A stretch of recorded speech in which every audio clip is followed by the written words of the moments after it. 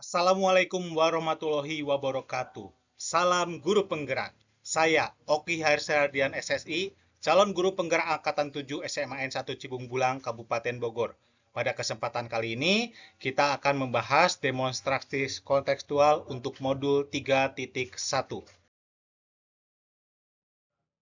Pada demonstrasi kontekstual kali ini, kami akan mewawancara kepala sekolah. Kebetulan di sekolah saya terdapat 6 orang calon guru penggerak angkatan 7, sehingga dalam melakukan demonstrasi kontekstual ini, kami berkolaborasi dengan 6 calon guru penggerak angkatan 7 menghadap kepala sekolah untuk melakukan wawancara kepala sekolah.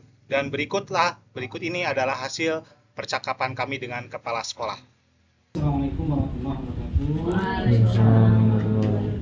Yang saya hormati Bapak Kepala Sekolah, Bapak Sri Sarwono PD, dan teman-teman CGP yang lain di Angkatan 7. Mohon maaf sebelumnya Pak, ini kami dari teman-teman CGP Angkatan 7 pada kesempatan kali ini maaf mengganggu waktu Bapak untuk kami bisa mewawancara berkaitan dengan kegiatan di pendidikan guru penggerak kami di Angkatan 7. Nah, pada kesempatan kali ini kita masuk pada fase modul 3, terutama di modul 3.1 tentang pengambilan keputusan berbasis nilai-nilai kebajikan universal. Nah, pada tugas kesempatan kali ini kami diharapkan bisa mewawancara 2-3 kepala sekolah. Salah satunya adalah kepala sekolah di satuan pendidikan masing-masing. Ini beberapa poin yang berkaitan dengan pertanyaan mengenai berkaitan dengan pengambilan keputusan. Selain ini tentunya sangat identik dengan pengambilan keputusan. Pengambilan keputusan itu ada dilema etika, ada rujukan moral. Kalau dilema etika itu pada kasus benar melawan benar, bagaimana harus mengambil keputusan. Ketika rujukan moral itu berarti ada hal yang benar melawan salah. Nah, mohon izin Pak untuk wawancara di sekitar 7 nanti akan pertanyaan masing-masing. Nah, saya mengawali dengan pertanyaan ini dengan bagaimana Bapak selaku pimpinan di kelas sekolah ini mengidentifikasi kasus-kasus yang merupakan dilema etika atau rujukan moral. Oke, nuhun, terima kasih. Jadi teman-teman begini, kalau ada kasus ini menyangkut siswa ya, atau menyangkut semua guru, bisa tentang sekolah, kebijakan sekolah, baik siswa atau segala hal berkaitan dengan sekolah. Ya jelas kita kan harus holistik ya, semua kan gitu. Kalau mengidentifikasi, paling tidak kita harus memilah kan gitu permasalahan yang sifatnya manajerial, menyangkut dengan guru tentunya. Nah ini tentunya kalau terjadi kasus-kasus semacam itu, kita harus mengetahui latar belakang dari masing-masing personal tentunya. Karena di dalam mengambil kebijakan itu harus berbasis data tentunya atau fakta yang ada. Nah sehingga kalau yang menyangkut guru tentunya kita perlu mengamati lalu melihat posisinya tentang disiplin atau tentang pelaksanaan tugas harian itu seperti apa. Misalkan ketidakhadiran misalkan atau etika yang dia perankan di sekolah atau yang dia lakukan di sekolah ini terkait dengan benturan aturan sekolah atau tidak ada. Nah dari situ baru kita akan tahu permasalahannya dan solusinya tentunya. Nah untuk itu yang pertama, yang kedua tentunya kita harus ada komunikasi tentunya. Komunikasi dari apa yang dia lakukan apabila dia melanggar etika ya, atau kode etik sekolah dan gitu. Nah yang berikutnya tentunya kami sebagai kepala sekolah harus mendiskusikan juga dengan pihak sekolah. Itu ada tim manajemen biasanya kan gitu. Nah di tim manajemen barulah itu akan muncul gagasan-gagasan bagaimana sih penyelesaian permasalahan itu kan. Itu antara lain kalau di tataran manajerial, tataran guru. Nah di tataran siswa tentunya kita harus tahu latar belakang siswa kan gitu. Nah, latar belakang siswa itu seperti apa? Ini yang menyangkut misalkan tentang bullying atau sejenisnya lah di sekolah kan itu. Nah, ini kan menyangkut etika juga atau menyangkut dengan bagaimana dia berperilaku di sekolahan tentunya. Ini termasuk ringan, sedang atau berat. Ini perlu diidentifikasi seperti itu. Kalau ringan tentunya kita harus paling tidak banyak melibatkan pimpinan, tapi pimpinan mendelegasikan ke wali kelas atau mungkin ke BK. Nah, kalau yang sedang ini mulailah kita melibatkan pihak-pihak yang tentunya, terutama tentunya di pihak manajemen sekolah, lalu juga BK dilibatkan. Nah, kalau yang berat ini melibatkan orang tua, sehingga tentunya walaupun itu menyangkut etika moral, itu dengan gejala teknologi sekarang seperti ini tentunya itu juga seperti kasus-kasus berat yang menyangkut moral.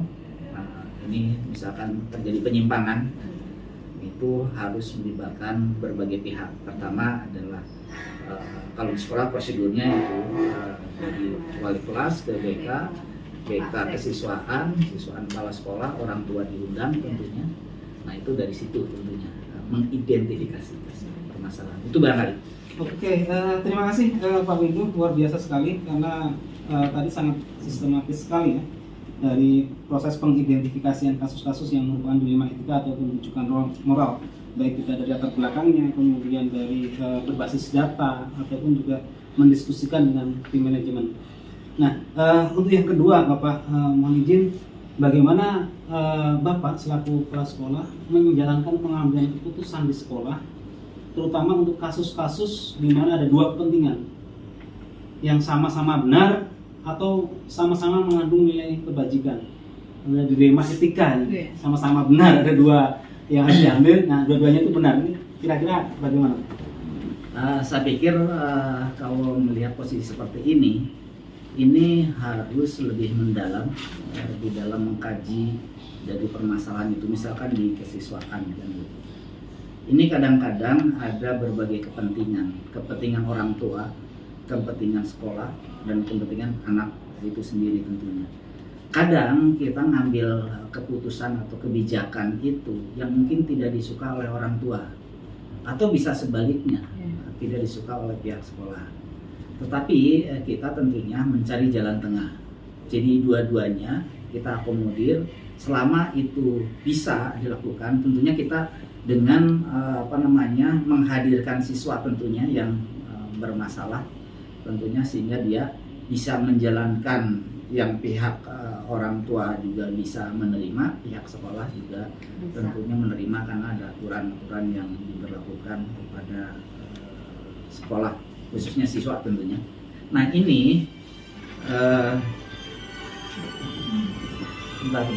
bisa dipotong dalam aturan, anak harus diberikan sanksi berat atau memisahkan pengeluaran. Ternyata di dalam peraturannya itu bagaimanapun kondisi anak itu tidak boleh dikeluarkan. Sehingga antara orang tua jelas walaupun anak bermasalah berat tetap pengen anaknya lanjut. Pihak sekolah sementara ada aturannya maka ini putus kan gitu.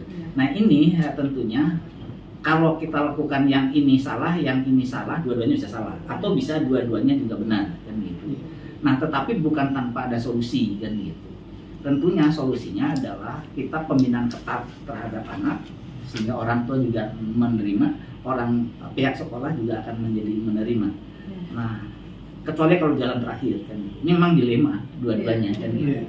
Nah, itu barangkali karena sekolah ada aturan, lalu negara juga punya aturan tentang pembinaan siswa bahwa siswa itu tidak boleh dikeluarkan kan gitu. Nah, itu sehingga bisa menjadi jalan tengah kan gitu. Jadi kedua pihak harus legowo tentunya menerima anak ini pembinaan yang lebih intensif lagi gitu. Baik, terima kasih Pak Windu, luar biasa bahwa pada intinya kalau menghadapi dilema etika harus ada solution lah, jalan tengahnya, sehingga keputusan itu mengandung nilai-nilai kebajikan universal yang tentunya bisa disepakati oleh berbagai pihak. Mungkin bisa dilanjutkan oleh teman-teman yang lain dalam wawancara, silakan. Baik Bapak, mohon izin saya melanjutkan pertanyaan dari Pak Ma'ruf. terkait pengambilan keputusan dilema tadi. Tadi kan Bapak sampaikan dilema tersebut muncul, dan jika salah pengambilan keputusan maka akan salah dua-duanya, dan jika benar maka dua-duanya benar begitu. Nah, berdasarkan hal tersebut, langkah-langkah atau prosedur apa yang biasa Bapak lakukan untuk menghadapi dilema tersebut? Oke, di sekolah tentunya kan ada SOP ya, Ya. standar operasional prosedur. Nah, SOP itulah yang diberlakukan kan gitu. Nah, tentunya bukan juga berarti saklek, tapi juga fleksibel, karena bagaimanapun di dalam aturan bisa saja itu bisa saklek kan gitu. Tapi kita tentunya harus melihat posisi kebermanfaatan terhadap anak. Kalau misalnya kasusnya anak ya, atau mungkin juga kasusnya guru kan gitu. Kalau di guru tentunya ada tahapan-tahapannya kan gitu. Dari tahapan pertama, kedua, tiga berbentuk teguran dulu, lalu ada surat baru keputusan. Nah, di siswa juga begitu kan gitu. Di siswa ada peraturan disiplin kan gitu. Nah, ini juga harus dilakukan langkah-langkahnya. Ya pertama mulai dari tadi diidentifikasi kan gitu. Nah, dari situ tentunya kita tahu bahwa langkah yang paling efektif itu tentunya harus mengacu kepada apa yang sudah menjadi SOP-nya kan gitu. Itu barangkali. Terima kasih Bapak. Jadi ada pengujian gitu ya Pak ya, mungkin uji apa itu legalitas atau uji benar dan salah gitu ya. Terima kasih Bapak atas jawabannya. Mangga dilanjut oleh yang lain. Bapak izin bertanya ya. Nah, di sini saya ingin bertanya tentang hal-hal apa saja yang selama ini Bapak anggap efektif dalam pengambilan keputusan dalam kasus-kasus di luar negeri. Oke, ini ya. Yang jelas kita kan kultur timur ya. Jadi pendekatan adalah pendekatan yang humanis kan gitu. Nah, itu ternyata lebih efektif dibanding pendekatan yang sifatnya kekerasan verbal kan gitu. Jadi diantaranya adalah kita lakukan dialog, diskusi, komunikasi, dan itu menjadikan berbagai pihak tidak ada ketersinggungan, tapi hasilnya bagus. Nah, itu paling tidak secara humanis. Terima kasih Bapak. Selanjutnya Maaf ya Pak ya, ini bertanya juga saya melanjutkan dari pertanyaan yang Bu Meti lanjutkan. Di sini kan kata Bapak juga tadi hal-hal yang secara efektif itu pendekatan yang humanis. Kira-kira dari pendekatan yang humanis yang Bapak lakukan itu ada nggak sih Pak tantangan dalam mengambil keputusan yang secara kasus-kasusnya itu dilema etika? Ya jelas pasti ya, karena ini menyangkut bukan menyangkut hukum, etika. Jadi pendekatannya juga harus pendekatan hati kan gitu, nurani kita kan gitu. Nah, kita tahu bahwa ini agak pelik memang kalau sudah menyangkut hal seperti ini dibanding menyangkut yang sifatnya peraturan atau hukum. Nah, ini yang harus hati-hati kan gitu. Jadi kehati-hatian itulah yang tentunya kita harus lakukan. Nah, paling tidak kita punya sumber data tentang masalah atau kasus baik itu guru maupun itu siswa kan gitu. Nah, dari situ tentunya kalau kita sudah bicara seperti ini, barulah kita lakukan dengan komunikasi yang nyaman. Dia pengennya seperti apa, atau kita pengen tatap muka dengan saya tentunya sebagai kepala sekolah, atau ngajak teman atau saksi lain untuk menyampaikan apa yang kita lakukan, sehingga apa yang kita sampaikan ada saksinya kan gitu. Nah, sehingga paling tidak ada semacam, kalau ada saksi atau ada yang menemani di dalam menyampaikan hal ini tentunya, sehingga dia akan menjadi self control buat dia, kontrol diri. Si Anu sudah tahu kan gitu, sehingga kita hati-hati melakukan itu. Dan saksinya tentu apa yang dia tunjuk oleh dia, sehingga dia juga akan nyaman. Ya, oke. Saya lanjutkan ya Bapak, mohon izin. Tadi berdasarkan pengambilan keputusan pada kasus-kasus dilema etika, apakah Bapak memiliki sebuah jadwal tertentu dalam sebuah penyelesaian kasus dilema etika, apakah Bapak langsung menyelesaikan di tempat atau memiliki sebuah jadwal untuk menyelesaikannya, atau bentuk atau prosedur seperti apa yang Bapak jalankan? Nah ini kan tergantung ya. Iya. Kalau mungkin itu agak berat, mungkin kita perlu merancang waktunya, kapan diajak komunikasinya. Tetapi kalau itu bentuknya yang biasa-biasa saja kan gitu, sehingga kita bisa komunikasi langsung kan gitu. Komunikasi bisa secara formal, bisa secara tidak formal. Tapi yang lebih efektif adalah yang tidak formal. Karena biasanya kalau tidak formal dia akan keluar permasalahan yang sebenarnya kan, dibanding misalkan duduk formal kan gitu. Ujung-ujungnya hanya kamuflase kan gitu. Makanya secara tidak formal. Nah kalau yang berat memang kita perlu dipilah-pilah ini kan gitu. Kalau yang berat tentunya kita juga harus menyiapkan apa sih yang akan kita sampaikan, lalu pelaksanaannya bagaimana, kapan itu kita lakukan. Jadi ada jadwalnya sehingga mengandung ketenangan dari permasalahan itu yang dihadapi oleh yang bersangkutan. Oke. Terima kasih Pak. Mungkin saya lanjutkan. Jadi dalam menangani dilema etika ini, apakah ada seseorang ya, atau mungkin faktor-faktor ya yang membantu Bapak selama ini dalam mengambil keputusan dalam kasus dilema etika ini? Yang jelas yang namanya dilema itu kan berarti masalah kan. Itu pasti ada orang yang mungkin kita juga karena kita tidak tahu segalanya. Itu yang pertama, berarti kita ada orang lah yang bisa kita ajak diskusi dalam menghadapi dilema itu. Itu yang pertama. Yang kedua, kita memang harus banyak membaca. Harus banyak membaca yang terkait dengan kondisi lingkungan sekolah yang menyangkut dengan dilema etika kan gitu. Nah, ini menambah wawasan kepala sekolah dalam semua penyelesaiannya kan gitu. Nah, kalau ini tidak punya bahan itu, kita akan mengalami kesulitan. Yang pertama. Yang kedua adalah pengalaman kan gitu, yang harus kita miliki kan gitu. Nah, pengalaman ini juga menjadi taktik buat kita bagaimana menghadapi itu semua. Justru pengalaman kayaknya lebih dominan dibanding seseorang, dibanding apa yang kita ketahui, apa yang kita baca. Nah, itu barangkali. Ya, pertanyaan terakhir mungkin dari semua yang telah disampaikan ini, mungkin ada pembelajaran yang bisa Bapak petik dari pengalaman yang mengambil keputusan dalam. Yang jelas pasti bisa jadi pembelajaran yang kita peroleh adalah dari yang dari dilema etika itu kan gitu.